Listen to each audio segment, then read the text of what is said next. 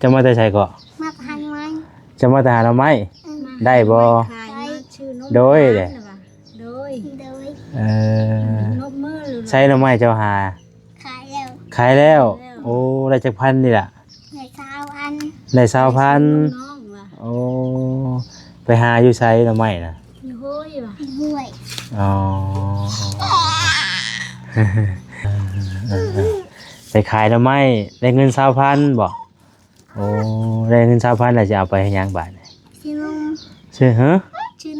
ซื้อนมให้ไผซื้อนมให้น้องนี่โอ้ไปขายแล้วไหมได้เงิน20,000จะเอามาซื้อนมให้น้องบาดนี่เนาะแพงบ่น้องแพงเนาะพี่น้องเอ้ยถ้าน้องเพิ่นก็ฮู้จักเนาะฮู้จักหาเงินซอยแม่ได้เนาะของนอนเจ้าจะนอนอยู่นี่บ่น่ะนี่ไปพากันอยู่กันนอนหมู่นี่แหละพี่น้องเอ้ยให้ละอย่าให้คุณขอเขาคุณมาไม่ละลายแต่จะชิดโลกเอาคุณว่าคุณจะได้เขาเพราะว่าส่วนนักนี่คือเรื่องเข่าบ่มีเข่าเนาะไม่ต้องการอย่างไรขอแต่ได้เข่ามาพายุให้กินเนาะ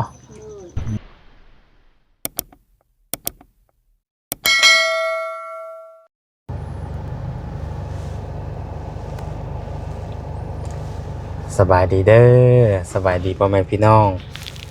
เบิดสุขสุขคนพี่น้องเอ้ยพบพ่อกับซ่องเบาแสนเนาะตอนบ่าย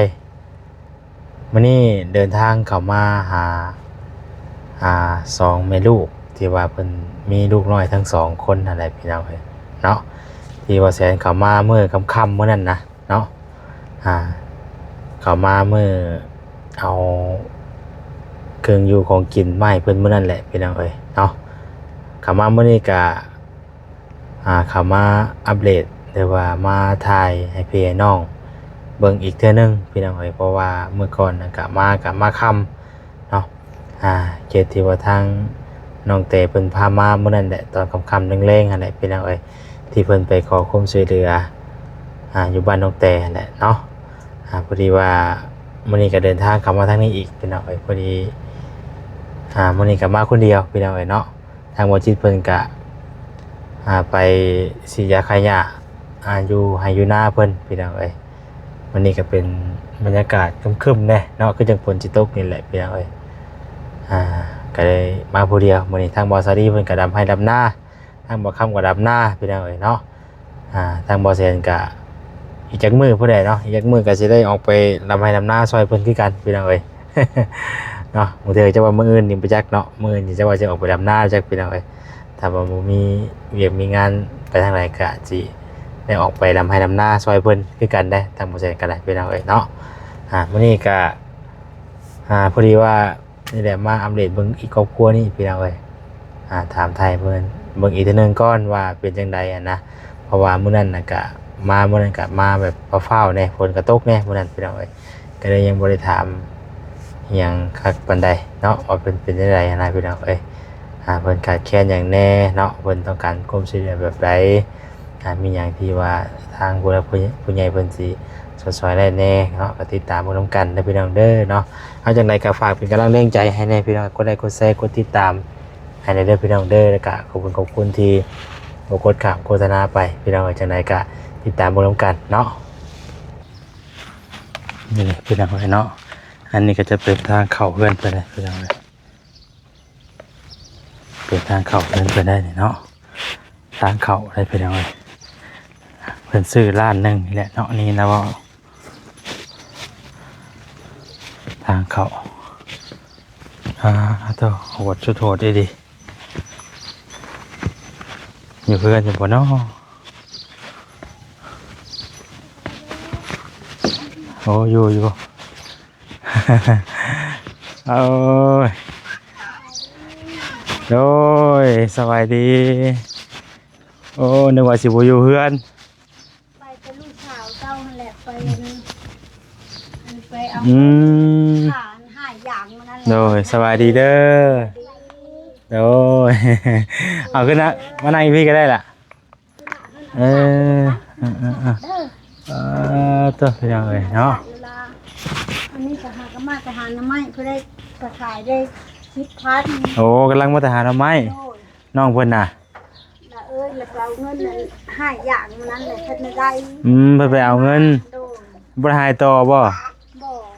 เออ ให้ไม่ได้มันเจ็บอันนั้นแหละ เจ็บหยังอ่ะน่ะ เจ็บเข้ามัน เจ็บเข่าเออ เอาน้องเจ็บ ยังมาพี่ก็ได้ยังมานอกพี่เอามาที่กาด เถอะยังเลยอันนี้ก็จะเป็นเพื่อนเป็นซ่านเพื่อนพี่น้องเอ๋ยเนาะโอ้ยเออ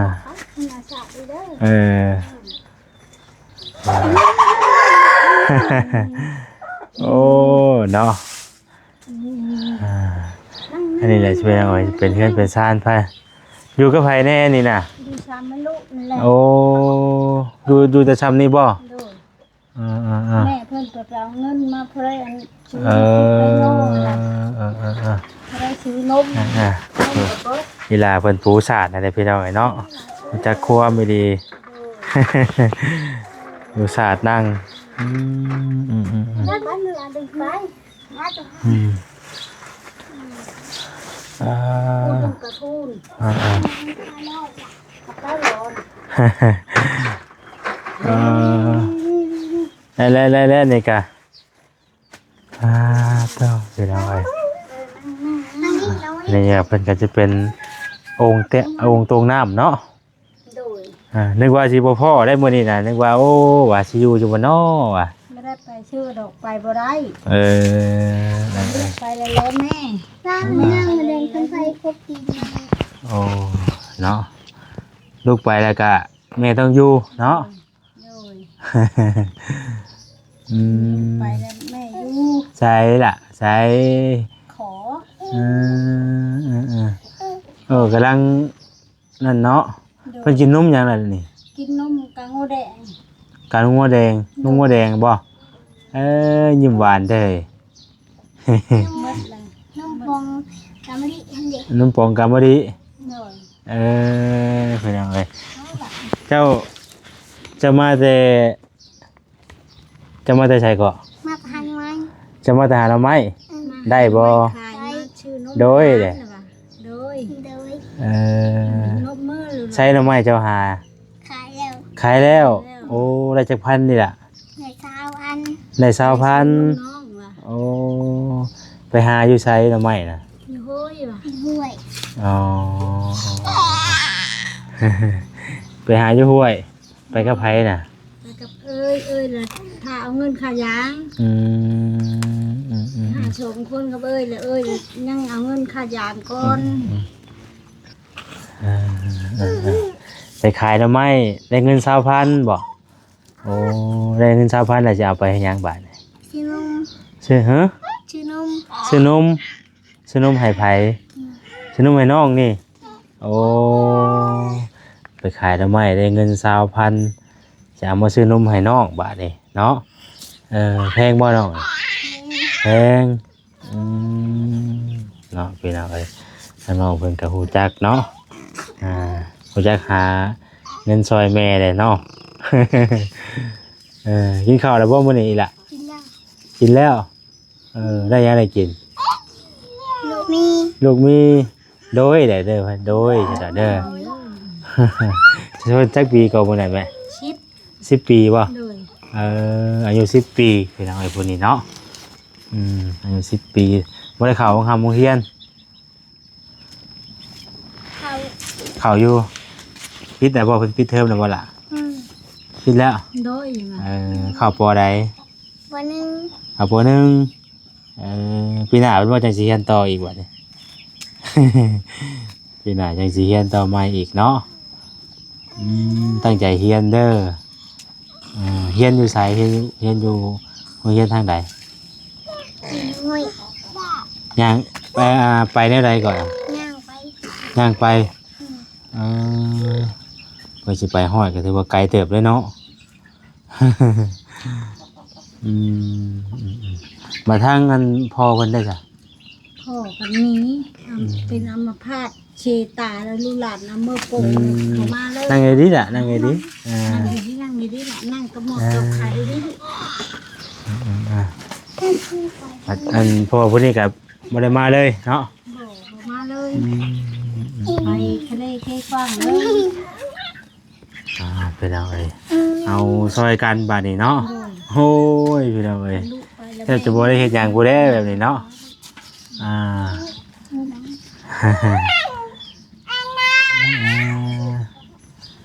นี่ล่ะน้องดาเพิ่นไปหาหน่อไม้ โดย บ่ได้ไปโลกาบ่บ่ได้ไปโลการับจ้างบ่บ่มีคนจ้างบ่เออแถวบ้านเนี่ยก็มีแล้วบ่คนดำหน้าหลายแล้วบ่ ยัง ยังบ่ ดำกับเพิ่นดำเอาเพิ่นไม่ได้จาง อืม เพิ่นดำเอาเอง อืม นี่แต่เพิ่นดำเอา โดยไปละมาแล้วบ่ไปหมู่จ้าบ่เออ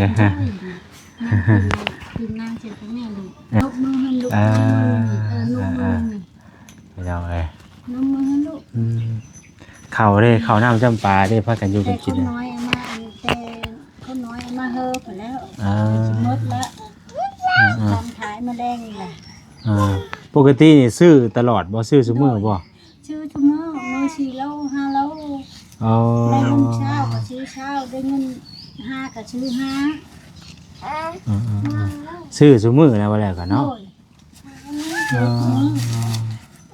บ่ได้มีข้าวแบบเป็นมีเป็นกระสอบไว้บ่ บ่มีเลย อืม บ่มีเป็นกระสอบเลยแต่มือคนน้อยเอามาเฮอไปแล้วเขาก็นี่ ไม่พ่อผู้นี้เพิ่นก็ไปนํกันบ่ อันนี้กับไปนำกันก็มีหั่นน่ะชื่อข้าวแน่ผัดชื่อนมแน่ อืม เช้านี้ก็โลกมีแล้วพากันไปโลกมีเชื่อกันกับใครแล้วกินพากันให้ไป ให้กินดวงมีเดียวบ่แซ่น้ำมาให้มื้อนั้นบ่ ดูแต่คนน้อยเอามาเฮอไปแหละพากันกินคนละห่อแล้วไป นี่ล่ะเพิ่นก็เอาน้อง เที่ยวแต่ไล่คุบกันอยู่นี่แหละเนาะ นี่มีเลยคนดี นั่งอยู่ นั่งอยู่เด้อนั่งดีๆเด้อ กินน้าจะกอง โอ้ยเป็นยังไงเนาะถ้ากันอยู่ไปมันก็ได้ เอาเป็นตัว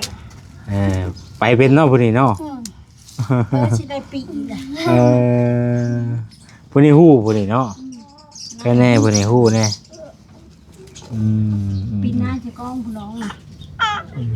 เป็นยังไง ชื่อว่าจังไดล่ะผู้นี้ นางคนสวรรค์ ทางพรสวรรค์บ่ นางไหวอันนี้นางสูงกา อันขออนุญาตน้ำแม่เป็นอิหยังครับเป็นตุ้มอิหยังอ่ะ โชว์อันนี้ก็โชว์แล้วเป็นโรคผิวหนังเขาว่าเป็นโรคผิวหนังน้ำเลือดเป็นน้ำเลือด เป็นน้ำเลือด โดดมีเงินมีคำโปง เพิ่นว่าเป็นตุ่มไปซี่เลยบ่ บัดยาคันยาคันเป็นแบบในเท่านั่นแหละแบบในเท่าแก้วน่ะ เป็นตุ่มมันนี่น่ะ โดย บ่ได้ฮ้อนมันขึ้นบ่ ปิ่นต้องนะ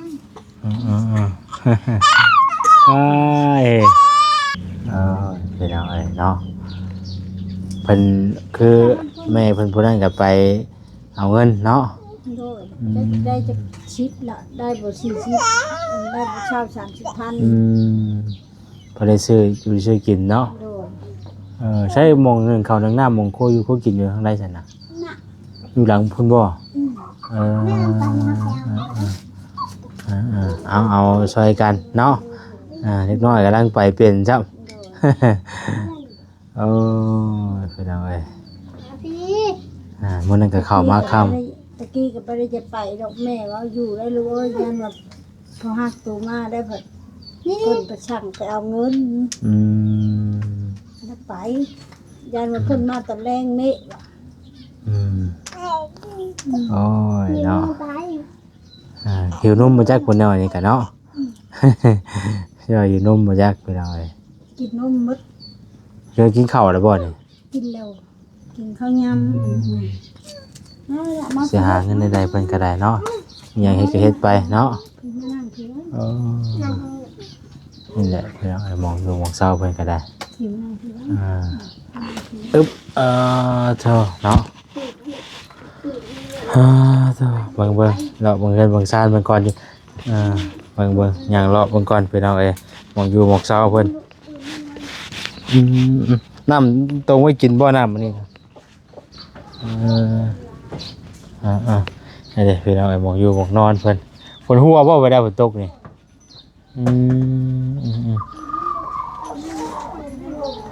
น้ำใส่ได้จ้ะใส่น้ำได้จ้ะนี่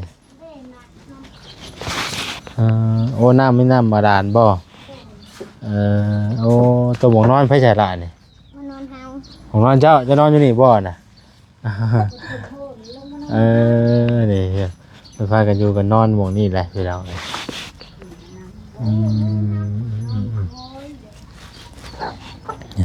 อันนี้ก็จะเป็นดังบ้านพี่น้องเอ้ยเนาะดังบ้านของอยู่ของเช้าเพิ่นนี่แหละแต่ประมาณนี้พี่น้องเอ้ยนั่นซานั่นเป็นเพิ่นก็ได้นี่เป็นภูมิแผ่นพาขาดเปิดเลยหมองนั้นก็เป็นโคอยู่โคกินเนาะ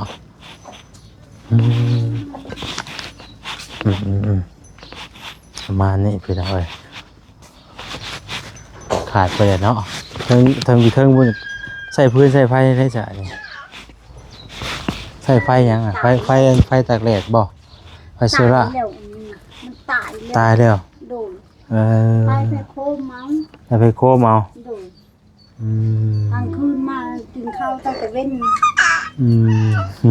ทำมากินบ่ได้มันทำ มืดบ่เบิ่นทุ่งบ่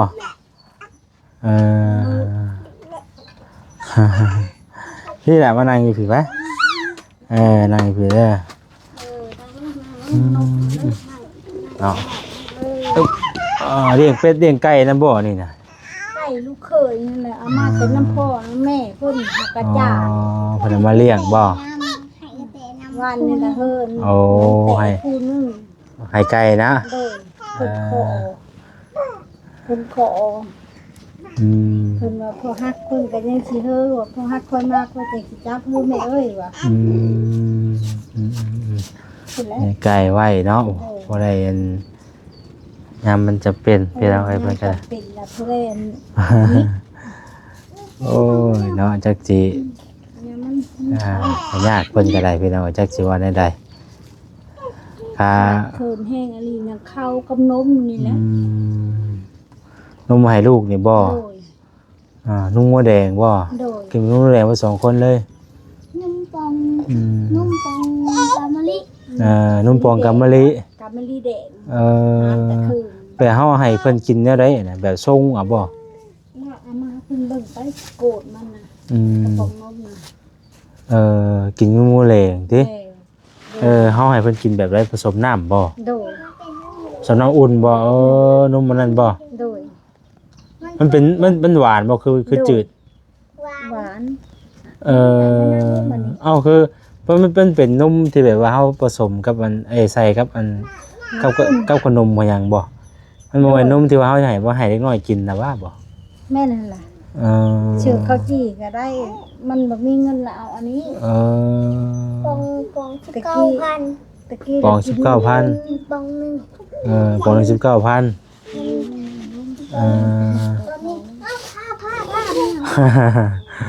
ไปเป็นขนาดเนาะเพิ่นก็เนาะ มาพื้น อืม คนแพงเอามานั่งที่ดาวอันนั้นให้มันลิ้นน่ะมาไปนี่เอามาพี่ โอ้ยพี่น้องเอ้ยเนาะเป็นธรรมดาเรื่องของเด็กน้อยเพิ่นก็อยู่ซื่อๆบ่เป็นได้พี่น้องเอ้ยมันก็ไปเลยได้เนาะเพิ่นบ่ได้ฮู้นำเฮาได้ว่าสิต้องมานั่ง โอ้ยเนาะเอาก็กินหยังน่ะเก็บหยังจ้ะระวังเด้อ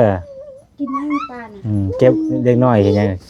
เอาแม่ เอามาเพิ่น อุ้มมันมาพี่ล่ะ เอามาพี่ อุ้มมันมาพี่ น้องไปอ่ะเอามาน้องไปเก่าเอามากินน้ำมากองถือว่า เรื่องเลยเอากับมื้อนี้บ่มีหยังหลายเด้อมื้อนี้ก็มาแวะถามข่าวเนาะถามไทยเบิ่งพี่น้องมาเบิ่งเฮือนเบิ่งซ่านเพิ่นนี่แหละถ่ายอัปเดตให้พี่น้องเบิ่งโซนนำกันอีกมีแต่ว่าช่วงถ้าว่ามีโอกาสได้เข้ามาก็สิเข้ามาอีกเนาะเพราะว่าทางพ่อแซนก็แต่ก่อนเนาะมาแต่ก่อนก็มีผู้รักผู้ใหญ่เพิ่นให้ซื้อเครื่องซื้อของมาให้เนาะเพิ่นให้ซื้อเครื่องซื้อของมาให้แล้วก็ให้หลายๆท่านเพิ่นเข้ามาทายซอยกันว่าซั่นเนาะเพิ่นว่ามีทางผู้รักผู้ใหญ่เพิ่นจากชนจากซอยนักอีกทีก็คือเรื่องข้าวกับนมลูกนี่แหละเนาะ โดย เอาอันนี้ว่าแซนเอาเงินให้เด้อเพราะได้ โดย ซื้อน้ำซื้อในกินเด้ออย่างว่าแซนก็มีโบรายเนาะเอาให้เพิ่นพอได้ซื้อน้ำซื้อในเอาอีหล่ะโดย เจ็บจะได้คนไทยอยู่เด้อ โดย เป็นพ่อแม่แพงเลยขอชมลูกคุณมีผู้ช่วยเหลือเพิ่นมีผู้ช่วยชูเด้อ โดย พักขอแพงเด้อดูวิวเจ้าหุ่นลูกไปถึงลูก โชคดีแล้วทั้งแม่ก็ได้เนาะทั้งครอบครัวเนาะก็ให้มีโชคเข้ามาพี่น้อง เขาเพิ่นขอเขานำบ่เสะ โอ้เพิ่นจะได้เข้าบ่ เพิ่นได้เข้าแล้วเพิ่นว่า อย่าให้ละอย่าให้เพิ่นขอเขาเพิ่นว่าไม่ละลายก็จะชิดโลกเอาเพิ่นว่าเพิ่นจะได้เข้า เพราะว่าดูนักก็ดีก็คือเรื่องเข้าบ่มีเข้าเนาะ มีแรงเลยหาหน่อไม้ได้20,000มากก็แพงว่าเฮอล้าน ว่าเจ้าก็ไปทางใดบ่ได้เนาะ บอก ค่ะ ไปบ่ได้ค่านี่กับไปได้ผัดเป็นกันเอาทะลุไปผัดแล้วแม่ ลูกนี่คือแบบได้ลูกเนี่ยเพิ่นแต่ว่าตั้งใจเอาบ่ได้ว่าใดๆคือ คนน้อยนั่นชักยาคุ้มบ่ได้ผ่าตัดมะเร็งเต้านมแน่คนน้อยนี่โชว์หลายแนวโรคหัวใจมะเร็งเต้านมมะเร็งกินเลิศแล้วก็ไปหลายก็เป็นช็อก ไปเวียนนั่นก็บ่ค่อยได้เนาะ บ่ได้คันไอเวทหลายเลย แล้วเพิ่นน่ะบ่มีผู้ เจอผืดเจอกันละช็อก บ่ได้ก็บ่มีผู้ โอ้ย ทางพาอาศัยบ่มีเสาหลักครอบครัวเนาะก็เลยแบบเป็นอย่างนี้พี่น้องเอ้ย คนลมแล้วมันอันนั้นเขาหักคนนี่เพื่อจะได้ข้าวเจ้ากิน แล้วพี่น้อยเนาะสู้ๆกันแล้วพี่น้อยมีแต่นั้นน่ะเด้อเดี๋ยวมื้อหน้าบ่จะสิมาเยี่ยมใหม่โดยนี่ก็แบบว่าถามไทยถามข่าวเพิ่นก่อน แม่เพิ่นก็บ่อยู่ผู้นั้นก็ได้เนาะไป เมื่ออื่นเพื่อจะเจออยู่ บ่เป็นหยังพี่น้อยเนาะเฮาตั้งบ่แซงก็คันว่ามื้อใดเข้ามาก็จังสิเข้ามาเพราะว่าเฮาก็ยังบ่ทันได้มีหยังมาให้เด้คือมื้อนี้ก็มาอัปเดตเบิ่งให้เบิ่งอีกเทื่อนึง โดยไปใส่สิกาป้าก่อนบัดนี้เด้อทางอีหลาเพิ่นก็บ่ได้ต้องการอีหยังพี่น้องเนาะอยากได้ข้าวว่าซั่นทาง เป็นเติมการเข้า ไม่ได้ต้องการอย่างไรขอได้ข้าวมาไว้อยู่ให้กินเนาะ ว่าไม่หลับ เป็นอะไรเนาะไปใส่เด้อไปเด้อกลับไปได้ด่าเด้อเด้อไปพี่น้องเอ้ยมีแห้งมีโอกาสมื้อหน้ามื้อใดจะสิมาเยี่ยมใหม่โอ้โชคดีเด้อเนาะไปพี่น้องเอ้ยบ่มีทางออกเป็นก็ได้เนาะรถรางก็ไปยากได้พี่น้องเอ้ย โอ้ยตั้งแต่แม่คนละตั้งแต่แม่ ไปเฉยเด้อบ่ได้มื้อหน้ามื้อหน้าจะสิมาใหม่โดยไปใส่พี่น้องเอ้ยเนาะก็สำหรับคลิปนี้ก็บ่มีหยังทางบ่แซงก็แวะมาถามไทยครอบครัวเพิ่นนี่แหละเนาะก็แต่ก่อนก็เมื่อก่อนน่ะมาเนาะกลับมามันมืดแน่พี่น้องเอ้ยมื้อนี้ก็มาถ่ายบรรยากาศให้พี่น้องเบิ่ง เบิ่งชมนํกันพี่น้องเอ้ย ไปเนาะอำลาไปก่อนอยู่ดีมีแฮงบ่สุขสุขคนพี่น้องผิดพลาดประการใดก็ขอโทษขออภัยถ้าว่าท่านใดเนาะเห็นคิดเห็นเนาะทางครอบทางครัวเพิ่นแต่บ่ได้ต้องการอหย่างหลายพี่น้องขอได้ข้าวได้น้ำมาอยู่ได้กินแล้วก็ได้มุกดีใจแล้วเพิ่นว่าพี่น้องเอ้ยไปสนำลาไปก่อนเด้อพี่น้องเด้ออยู่ดีมีแฮงบ่สุขสุขคนสบายดี